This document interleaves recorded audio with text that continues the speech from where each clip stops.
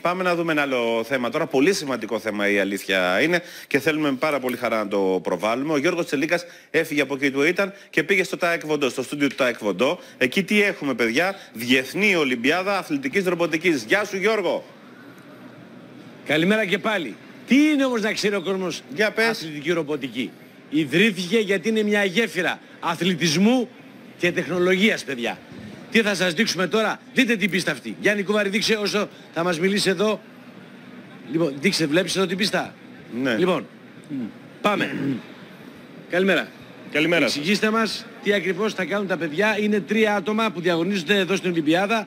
Ο οδηγός, συντονιστής, πώς που είπατε προηγούμενα? Ναι, στην πραγματικότητα είναι όπως και στα κανονικά αθλήματα. Ας πούμε, στην προκειμένη περίπτωση βλέπουμε τον οδηγό, τον μηχανικό και τον προγραμματιστή παύλα σχεδιαστή. Εδώ σε αυτή την πίστα θα πρέπει να δημιουργήσουν ένα όχημα όπου καθοδηγείται με τεχνητή νοημοσύνη, δεν πρέπει να βγει από τους λευκούς οδηγούς, όπως και στην οδήγηση την κανονική έχουμε συγκεκριμένα όρια για να οδηγήσουμε.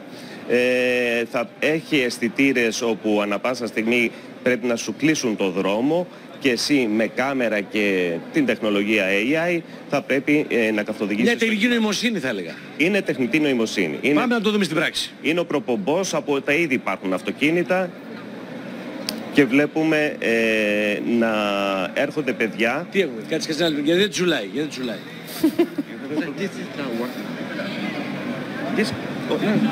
Κάνει συνεννοήσεις. Κορεάτες είναι, τι είναι εκεί? Στα κορεάτικα, τώρα έμαθα κορεάτικα στα γεράματα. Αυτό. Only for TV. Λοιπόν, για τώρα για τις ανάγκες του πλάνου, ρε παιδί μου, μετά θα παίξετε. Αγχώθηκε γιατί διαγωνίζεται και μπορεί να τους μαλώσει αν κάνουν κάτι άλλο. Λοιπόν, πάμε για τις ανάγκες. Ένα γύρο, μια στροφή. Άντε να δούμε. Πες το, να το πούμε άστο. Βλέπουμε το δίπλα. Ας Κορεάτες, παιδιά, δεν θέλουμε. Είναι σοβαρή η άποψη. Πάμε στο δίπλα, πάμε στο δίπλα. Γιώργο, από πόσες χώρες είναι συμμετοχές? Όλες αυτές τις σημαίες. Δείξε ρε Γιάννη Κουβάρη. Τι λες? Από όλες τις σημαίες, εδώ που βλέπετε. Μπράβο. Βέβαια, βέβαια.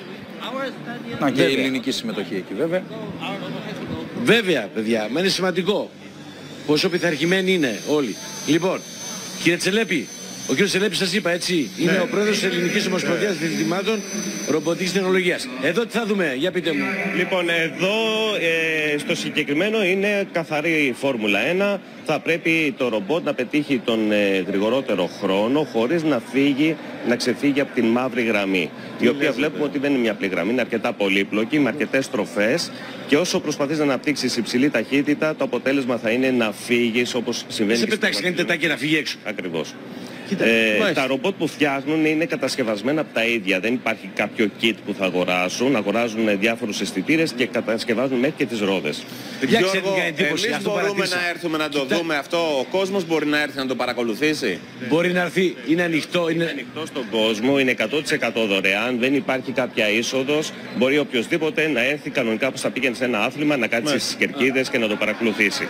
Να σου παιδιά, έλα. Έχουμε διαφορετικά αθλήματα, συνολικά θα τρέξουν 16 αθλήματα αυτές τις μέρες. Ωραία, ωραία. Θέλω να σου πω τελειώνοντας, Ναι. επειδή είμαι εδώ περίπου 20 λεπτά, η ηλικία 6 χρονών μέχρι 15, με πόσο υπομονή ρε παιδιά μου κάνει εντύπωση. Δουλεύει αυτό, δουλεύει. Γιάννη, δείξτε τώρα που δουλεύει.